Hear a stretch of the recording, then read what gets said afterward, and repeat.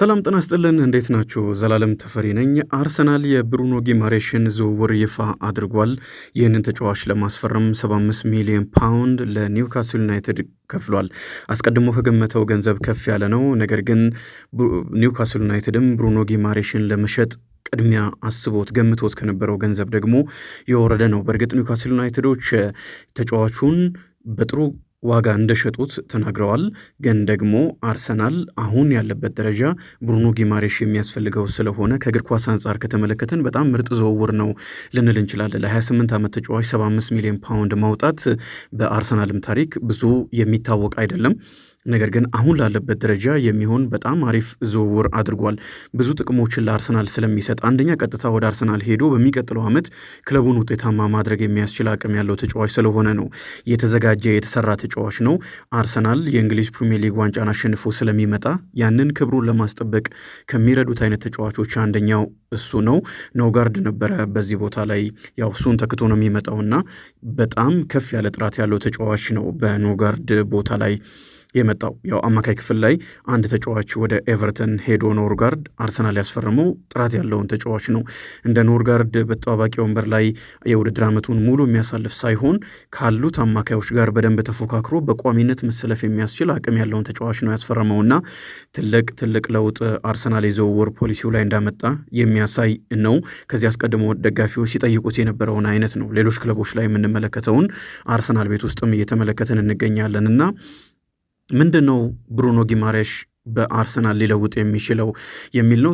የሚታወቅባቸው ኳሊቲዎች አሉ። በተለይም ደግሞ ከተፋላሚነቱ ከኳስ አስጣይነቱ ቀሚነቱ አንጻር ይሄ ይታወቃል። ብዙም ተፋላሚና ኳስ ከተጋጣሚ የሚያስጥል ፈረንጆቹ አግሬሲቭ ቦል ዊነር የሚሉት አይነት ተጫዋች ነው። ይሄ የሚታወቅ ነገር ነው። ለዛም አካላዊ ጥንካሬው ፍላጎቱ ዝግጁ የሆነ ተጫዋች ነው። በተደጋጋሚ በእያንዳንዱ ጨዋታ ላይ ለአካላዊ ፍልሚያዎች ለዱዌልስ ዝግጁ ነው። በዛ ላይ ደግሞ ኳሶችንም መንጠቅ የሚያስችል ግሩም አቅም አለው። እንደ የብራዚላዊ ተጫዋች የምናስበው አይነት ኳሊቲዎች አሉት። ደግሞ እንደ ደቡብ አሜሪካዊነቱ አርጀንቲናዎች ላይ ሌሎች ዩራጓይ ላይ የምንመለከታቸው አይነት ደግሞ እልህ የተቀላቀለበትም አይነት ተጫዋች ነው። ለአርሰናል ለዚህ አይነት ተጫዋች ያስፈልጋልና በጣም አሪፍ ይመስለኛል። ካስፈለገ መከላከሉን ወደ ኋላ ተመልሶ በደንብ መከላከል ይችላል። አስፈላጊ ሲሆን ደግሞ ወደ ተቃራኒ ሳጥን ሄዶም እድሎችን መፍጠር እንደዚሁም በመልሶ ማጥቃት ወቅት ደግሞ መከላከልም የሚያስችል ግሩም አቋም ያለው ተጫዋች ነው እና እንደዚህ አይነት ተጫዋችን አርሰናል ያገኛል። በዛ ላይ ደግሞ ከኋላ መስርቶ ለሚወጣም ቡድን አርሰናል ያንን ሲያደርግ ብዙ ጊዜያቶች ተመልክተናል። ምንም እንኳን ዋንጫ ያሸነፈበት የውድድር ዓመት ብዙ ረዣዥም ኳሶች የነበሩት ቢሆንም ከኋላ ከግብ ጠባቂው ከዴቪድ ራያ የሚጀምሩ ኳሶችም ነበሩና ከግብ ጠባቂውም ከመሃል ተከላካዮችም ኳስ ለመቀበል ዝግጁ የሆነ ከኋላም ጀምሮ ለመጫወት ኳስ ለመመስረት የሚያስችል ብቃት ያለው በጣም ግሩም ተጫዋች ነው። ጥሩ እይታም ያለው ተጫዋች ነው እና በዚህም አርሰናል ይጠቀማል። የማጥቃት ተሳትፎንም ያደርጋል። የጎሎቹ ቁጥርም ያንን የሚያሳዩ ናቸው። ወደ ኒውካስል ዩናይትድ በ50 ሚሊዮን ዩሮ ከሊዮን ከመጣበት ዓመት ጀምሮ በእያንዳንዱ ዓመት የማጥቃት ቁጥሮቹን እያሳደገ ከፍ እያደረገ የመጣ ተጫዋች ነው። ከ30 በላይ ጎል የሆኑ ኳሶችን እንደሱ በጥልቀት ለሚጫወት ተጫዋች የሚያስገርም ነው። አስፈላጊ ሲሆን ወደ ተቃራኒ ሳጥን ጠጋ ብሎ እንዲጫወትም ሲደረግ ያንንም አማራጭ ይሰጣልና ብዙ አማራጮችን የሚሰጥ የማጥቃትም የመከላከሉም ቁጥሮቹ በጣም አሪፍ የሆነን ተጫዋች ነው አርሰናል የሚያስፈርመውና ከምንም በላይ ደግሞ እያንዳንዱ ጨዋታ ላይ ለመሰለፍ ዝግጁ የሆነ ከጉዳት ነፃ የሆነ ተጫዋች ነው። ወደ ኒውካስል ዩናይትድ ካመራ በኋላ የሱን ያክል የመጀመሪያውን ጨዋታ ካደረገ በኋላ የሱን ያክል ብዙ ጨዋታ ያደረገ ተጫዋች የለም። ከ150 በላይ ጨዋታዎችን በፕሪሚየር ሊጉ አድርጓል። በሁሉም ውድድሮች ከ190 በላይ ጨዋታዎችን ያደረገው በኒውካስል ይህንን ያክል የተጫወተ የለም እሱ ከመጣበት ጊዜ ጀምሮ ያለውን ከቆጠርን። ስለዚህ አርሰናል እያንዳንዱ ጨዋታ ላይ ዝግጁ የሆነ ተጫዋች ያገኛል ማለት ነው። ከ60 በላይ ጨዋታዎችን በሚቀጥለው ዓመትም አርሰናል የሚያደርግበት እድል ከፍተኛ ነው። በቻምፒየንስ ሊግም ብዙ ርቀት እንደሚጓዝ ይጠበቃል። በፕሪሚየር ሊጉ 38 ጨዋታዎች አሉ። በሁለቱ የሀገር ውስጥ ውድድሮችም በኤፍኤ ካፕም በካርሊን ካፕም ወይም በሊግ ካፕ በእነዚህ ሁለት ውድድሮች ላይም ረዥም ርቀት ሊጓዝ እንደሚችል ይጠበቃል። ለዛም ነው ዝግጅት እያደረገ የሚገኘውና እንደዚህ ያለ ጉዳት ብዙ ጨዋታዎችን ለማድረግ ዝግጁ የሆነ አካላዊ ዝግጁነት ያለውም ተጫዋች ያስፈልጋል። ይህንንም ለአርሰናል ይሰጣል ብሩኖ ጊማሬሽ። እና ደግሞ በተደጋጋሚ እንዳልነው ሚኬል አርቴታ የሚፈልገው ዋነኛው ኳሊቲ ደግሞ አንድ ተጫዋች 2-3 ቦታዎች ላይ መጫወት የሚያስችል አቅም እንዲኖረው ይፈልጋል። ይህንን ቨርሲቲሊቲ ከዚህ ተጫዋች ያገኛል። 8 ቁጥር ሆኖ መጫወት ይችላል፣ በሁለቱም ቦታዎች ላይ በግራም በቀኝም መጫወት ይችላል። 6 ቁጥርም ሆኖ መጫወት የሚያስችል አቅም አለውና በጣም ግሩም ተጫዋች ነው የሚያገኘው። የመሪነት ደግሞ የኒውካስል ዩናይትድ አምበል ስለሆነም የሊደርሺፕ ኳሊቲውንም መጠቀም ይችላል። በጨዋታ ላይ ቡድኑ ቢመራ እንኳን በጣም የሚያስደንቅ የአእምሮ ጥንካሬ ያለው ተጫዋች ነው። ወደ አሸናፊነት ለመምጣት ከመመራት ወደ መምራት ለመምጣት የአርሰናል ደግሞ ከ3 ዓመታት በፊት የነበረው ትልቁ ድክመት አርሰናል ከተመራ በኋላ ወደ አሸናፊነት መምጣት፣ በዛው ጨዋታ ላይ ወደ አሸናፊነት መምጣት፣ አንድ ጨዋታ ከተሸነፈ በኋላም በድጋሚ በሌላ ጨዋታ ወደ አሸናፊነት ለመምጣት የሚቸገር ቡድን ስለነበረ ነው። ያንን በብዙ መልኩ እየለወጠ መጥቶ በጣም ጠንካራ ቡድን ሆኗል። በአእምሮ አሁን የአርሰናል ተጫዋቾች በጣም ጠንካራ ናቸው።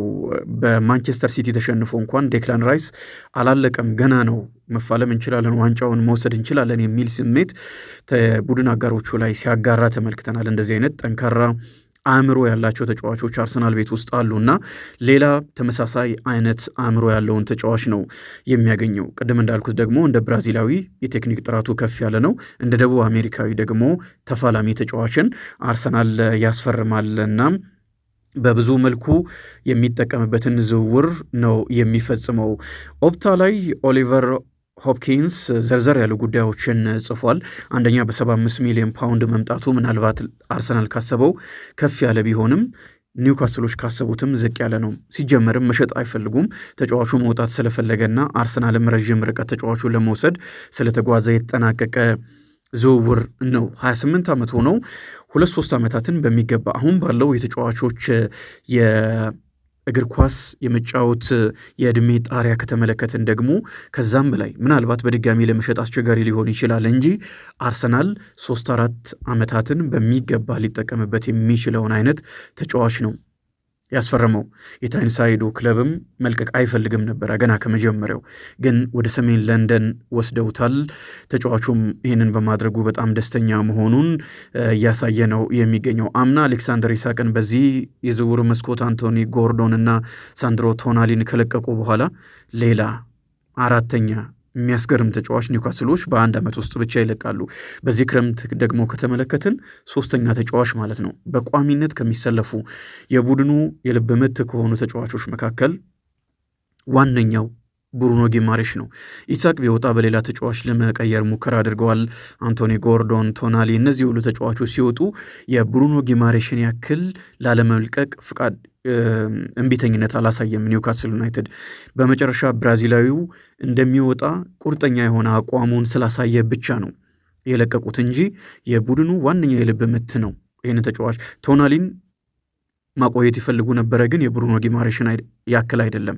አንቶኒ ጎርዶንን በተመሳሳይ ቦታቸው ቢለያይም ግን ደግሞ የቡድኑ ወሳኝ ተጫዋቾች ስለነበሩ እንዲቆዩ ይፈለጉ ነበረ።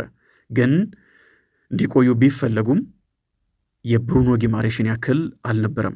በመጨረሻ አርሰናል የቡድኑን መሪ ሌላ ተጫዋች ወደ ኤምሬትስ ወስዷል። ዴክላን ራይስንም ከዌስትሃም ዩናይትድ ሲወስድ የቡድኑ አምበል ነበረ። አሁንም ከኒውካስል ዩናይትድ የሚወስደው አምበሉን ተጫዋች ነው። ብዙ የመሪነት ኳሊቲ ያላቸውን ተጫዋቾች ያገኛል ማለት ነው።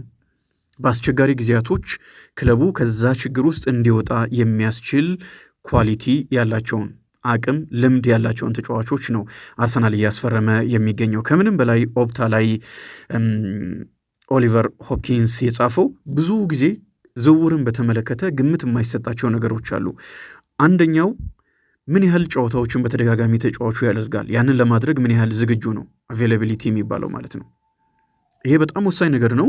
ግን ደግሞ ብዙ ጊዜ ዝውውር ላይ ምን ያህል ጎሎችን አስቆጠረ፣ ተከላካይም ከሆነ ምን ያህል ክሊንሺት፣ አማካይ ስፍራ ላይ ምን ያህል ፓሶች አሉት፣ የመሳሰሉትን ነገሮች ነው የሚታየው። ለምሳሌ በፕሪሚየር ሊጉ 38 ጨዋታዎች አሉ። ከነዚህ ጨዋታዎች መካከል ምን ያህሉን የማድረግ አቅም አለው፣ ያለፉት ዓመታት ታሪኩ ሪከርዱ ምን የሚያሳይ ነው የሚለውን በደንብ መመልከት ያስፈልጋል። እና በዚህ ረገድ ከተመለከትን ቅደም እንዳነሳ ነው በጣም አሪፍ ክብረ ወሰን አለው ብሩኖ ጊማሬሽ 195 ጨዋታዎችን ያደረገው 2022 ላይ ወደ ኒውካስል ዩናይትድ ካመራ በኋላ ይህንን ያክል ቁጥር ያስመዘገበ ተጫዋች የለም። ይሄ በጣም አሪፍ ነገር ነው። በጣም ጠንካራ ጽናት ያለው እስከ መጨረሻ ድረስ የሚፋለም ተጫዋች ነው። አርሰናል ጋር በተደረጉ ጨዋታዎች እንኳን ያንን በደንብ አሳይቷል። ከመጣበት ዓመት ጀምሮ 2022 ጀምሮ ከአርሰናል ጋር በተደረጉ ጨዋታዎች እንዴት ለአርሰናል እንደሚያስፈልግ ለራሳቸው ለአርሰናሎች አሳይቷቸዋል። እናም እንደዚህ አይነት ተጫዋችን ነው የሚያገኘው ማለት ነው። ቅድም እንደጠቀስነው ከ60 በላይ ጨዋታዎችን አርሰናል ሊያደርግ የሚችልበት እድል በጣም ከፍተኛ ነው። 38 የፕሪሚየር ሊግ ጨዋታ፣ የቻምፒየንስ ሊግ የመጀመሪያ 8 ጨዋታዎችን እንኳን እዛ ላይ ብንጨምር ቀጣይ የኤፍኤ ካፕ እና ሌሎችንም በቻምፒየንስ ሊጉም ከጥሎ ማለፉን በላይ እንደሚጓዝ ስለሚጠበቅ ከ60 በላይ ጨዋታዎችን የሚያደርግበት እድል ከፍ ያለ ነውና በዚህ ምክንያት ብዙ ጨዋታዎችን የሚያደርግ ተጫዋች ያስፈልገዋል። ይህ ሁልጊዜ ዝግጁነቱ ለአርሰናል የሚሰጠው አንድ ጥቅም ነው። ኤዲሃውም ለዚህ ነበር እጅግ የሚወዱት። ተፋላሚነቱ እንዳለ ሆኖ ሁልጊዜ ዝግጁ የሆነ ተጫዋች ስለነበረ ከብሩኖ ጊማሬሽ ጋር ውጤታማ ነው ኒውካስል ዩናይትድ። እሱ ባልነበረባቸው ጨዋታዎች ደግሞ ቁጥሮቹ በሙሉ ይቀንሳሉ፣ ውጤታማ ቁጥሮቹ ይቀንሳሉ። የክለቡ 16 የሊግ ጨዋታዎችን ብቻ ነው ያላደረገው። የአምናው እንደውም ትንሽ ቁጥሩ ከፍ ያለ ይመስላል ያላደረገባቸው ጨዋታዎች። ኒውካስል ዩናይትድ ከእርሱ ጋርና ከሱ ውጪ ምን ያህል ልዩነት አለው የሚለውን ለማሳየት ኦፕታ ላይ የተቀመጡ ቁጥሮችን እንመልከት። 158 ጨዋታዎችን በፕሪሚየር ሊጉ አድርጎ 52.3 በመቶን ኒውካስል ከዚህ ተጫዋች ጋር አሸንፏል። በአንድ ጨዋታ በአማካይ 1.8 ነጥብ ያገኝ ነበረ ማለት ነው በእነዚህ በተሰለፈባቸው ጨዋታዎች። እርሱ ሳይኖር ሲቀር ይህ ቁጥር በጣም ይወርዳል። የማሸነፍ አቅሙ 12.5 በመቶ ነበረ። 2 ጨዋታዎችን ብቻ ነው ያሸነፈው ከ16 የሊግ ጨዋታዎች። በጨዋታ 0.7 ማለት ነው። እጅግ በጣም ዝቅ ያለ ነጥብ ነው የሚያገኘው። አጠቃላይ የቡድን ውስጥ ያለው ተጽዕኖ ነው የሚያሳይ ነው። ኦፕታ እንዳውም ብሩኖ ጊማሬሽ በሌለባቸው ጨዋታዎች ኒውካስል ዩናይትድ ላለመውረድ የሚጫወት ቡድን ይመስላል፣ እርሱ ባለባቸው ጨዋታዎች ደግሞ የቶፕ 6 ቡድን ነው ይለዋል። ትክክለኛ ነው። ቁጥሮቹን በደንብ ስንመለከት ያንን የሚያሳይ ስለሆነ ማለት ነው። ጎል የሆኑ ኳሶችን ያቀበለበትንና ጎሎቹን ቁጥር ከተመለከትን ደግሞ እርሱም በአእምሯችን ከሳልንበት በተለይም ደግሞ ብራዚላውያንን በተመለከተ አስቀድሞ የምናውቃቸው በጣም የሚያስደንቁ አማካዮች፣ አጥቂዎች፣ ተከላካዮች እንኳን ብራዚላውያን እያንዳንዱ ነገራቸው ከማጥቃት ጋር የተያያዘ ስለሆነ ተከላካዮች ቢሆኑም በተለይ መስመር ተከላካዮች አብዛኛውን ጊዜያቸውን የሚያሳልፉት በማጥቃት ስለሆነ ብራዚልን ስናስብ ከውበት ጋር ከማጥቃት ጋር ነው የምናስበው። ለዛም ነው አሁን ያለውን የብራዚል ብሔራዊ ቡድን ብዙዎች ለመቀበል የሚቸግራቸው። አማካይ ክፍል ላይ እንደ ጊማሬሽ አይነት ተጫዋቾች መኖራቸውና ብዙ ተፋላሚ ስለሆነ እሱን ከመፋለም ጋር ኳስ ከማስጣል ጋር ከመከላከል ጋር ብቻ የማያያዝ ነገር አለ እንጂ ጎል በማስቆጠርም ጎል የሆነ ኳስንም በማቀበል እጅግ በጣም የሚያስደንቅ ነው። ብዙ ጊዜ በጣም የሚገርመኝ ነገር አለ። የአርሰናል ደጋፊዎች አሌክሲስ ሳንቼዝ እና ሜሱት ኦዚልን በተመለከተ ያላቸው አመለካከት፣ አንዳንዶች ያላቸው አመለካከት የሚገርም ነው። ሜሱት ኦዚልን ከኳስ ጋር በጣም ምቾት የሚሰማ በጣም አሪፍ ተጫዋች ነው። እዚህ ላይ ምንም ጥርጥር የለውም። ግን ደግሞ አሌክሲስ ሳንቼስም እንደዛ አይነት ተጫዋች ሆኖ አንድ ለአንድ ተጫዋች የሚቀንስ የሚገርሙ አሲስቶች ያሉት የሚገርሙ ጎሎች ያሉት ተጫዋች ሆኖ እዛ ላይ ደግሞ የሚታይ ተፋላሚነት አለው። ወደኋላ እየተመለሰ ሲፋለም እንመለከታለን። ሁልጊዜ ይታትራል። ሁልጊዜ ሩጫ ላይ ነው። ተጫዋቾችን ኳስ ለመንጠቅ ከኳስ ውጪም የሚደረግን ማጥቃት ለመደገፍ የሚደረግ ከተከላካይ ጀርባ ይሮጣል። ብዙ ሩጫዎች አሉት እና በዚህ ምክንያት አሌክሲስ ሳንቼዝን የተፋላሚነቱን ብቻ የሚያነሱ አሉ። ግን ለእግር ኳስ ሁለቱም ናቸው የሚያስፈልጉት። ከኳስ ጋርም በጣም አሪፍ መሆን፣ ከኳስ ውጭም ደግሞ አሪፍ የሆነ ተጫዋች ይበልጥ ያስፈልጋል እና ልክ አንዳንድ ሰዎች አሌክሲስ ሳንቼዝን የሚመለከቱበት አይነት መንገድ ነው ብሩኖ ጊማሬሽ ላይም ያለው።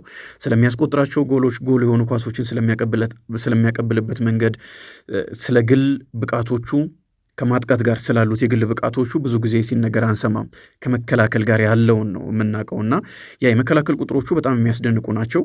አንድ ለአንድ ፍልሚያ ላይ በጣም ምርጥ ነው። ኢንተርሴፕት በማድረግ በጣም ምርጥ ነው። ክሊራንሶቹ፣ ሌሎችም ግን ደግሞ በማጥቃቱም በተለይ ከረዥም ርቀት በተደጋጋሚ የብሩኖ ጊማሬሽን ዩቲዩብ ላይ ያሉትንም መመልከት ይቻላል። ከራሱ የግብ ክልል ከራሱ ሳጥን ከጥልቅ ፈጣን ለሆኑ ተጫዋቾች እንደነ ማርቲኔሊ አይነት ተጫዋቾች ከተከላካይ ጀርባ የሚጥላቸው ኳሶች እጅግ በጣም የሚያስደንቁ ናቸው። እነዚህ ኳሶች ደግሞ በአንድ ንኪ ብቻ የሚያደርጋቸው ናቸው። የቡድን አጋሮቹ እንዳቀበሉት በአንድ ኳስ ቀጥታ የተሳካ ረዥም ኳስ የማቀበል ብቃት አለው ከተከላካይ ጀርባ። ማርቲኔሊ እንደዚህ አይነት ኳሶች ካሉት አሁን ካለው ብቃት የሚያስገርም ያኔ 2022-23 ላይ የተመለከትነው ማርቲኔሊ በድጋሚ የምንመለከትበት እድል በጣም ከፍተኛ ነው። ከዛ አስቀድሞ እንደምታውቁት የርገን ክሎፕ እንኳን ከዓለማችን ምርጥ ተጫዋቾች መካከል የመሆን አቅም ያለው ተጫዋች ነው ብለው እስኪመሰክሩለት ድረስ የሚያስገርም መነሻ የነበረው ነው። ከዛ ጉዳት በኋላ ነው ብዙ ነገሩን ያጣው። በዛ ላይ አርሰናልም አሁን ወዳለው አርሰናል ማጥቃቱ ወሳኝ የሆኑ ኳሶችን ቢያስቆጥርም ግን ብዙ ማጥቃት ላይ በተደጋጋሚ የሚያደርገውን ማጥቃት ልክ 2022-23 ላይ እንደነበረው ስለቀነሰ የነ ማርቲኔሊም አቋም ቀንሶ ተመልክተናል እና ብሩኖ ምናልባት ጊማሬሽ መምጣቱ እንደዚህ አይነት ኳሶችን ከጥልቅ ረዥም ኳሶችን ከተከላካይ ጀርባ በመጣል ማርቲኔሊንም ተጠቃሚ ያደርጋል።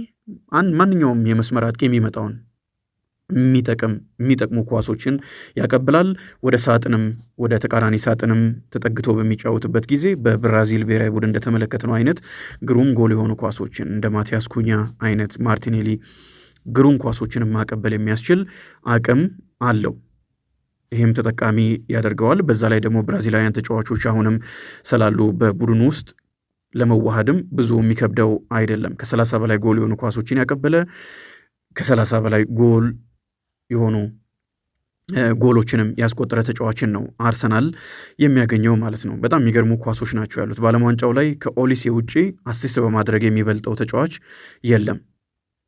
ብዙ ቦታዎችንም መሸፈን ይችላል።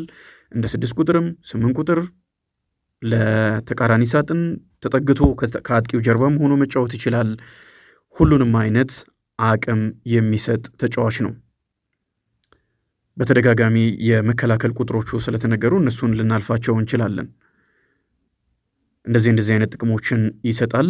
ከዴክላን ራይስ ጋር ነው የሚጫወተው። ሌላ ብዙ ቦታዎችን የሚያካልል ማጥቃቱንም መከላከሉንም ባላንስ ለማድረግ የሚሞክር ተጫዋች፣ ቦክስ ቱ ቦክስ በጣም አሪፍ የሆነ ተጫዋች ነው ዴክላን ራይስ እና እሱንም ያግዛል።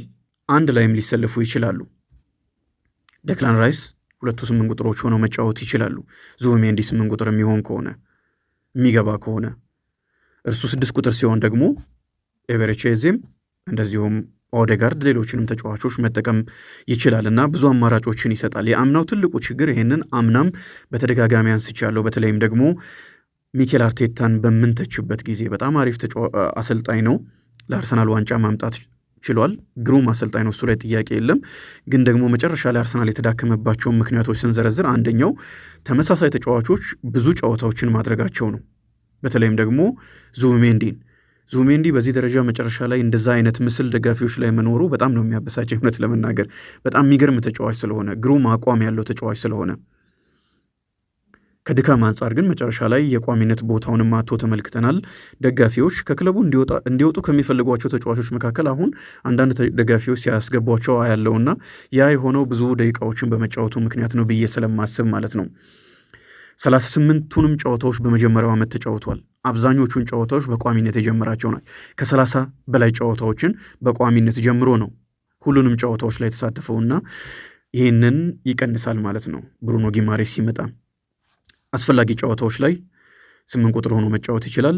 ዴክላን ራይስም ኦዴጋርድም ማረፍ ይችላሉ እና ደግሞ 6 ቁጥርም ሆኖ መጫወት ካለበት ዙቢሜንዲ እረፍት የሚያገኝባቸው ጨዋታዎች ይኖራሉ ማለት ነው። በደንብ አርሰናል ሊጠቀመው የሚችል ተጫዋች ነው። ከራይስ ጎንም መጫወት ይችላል።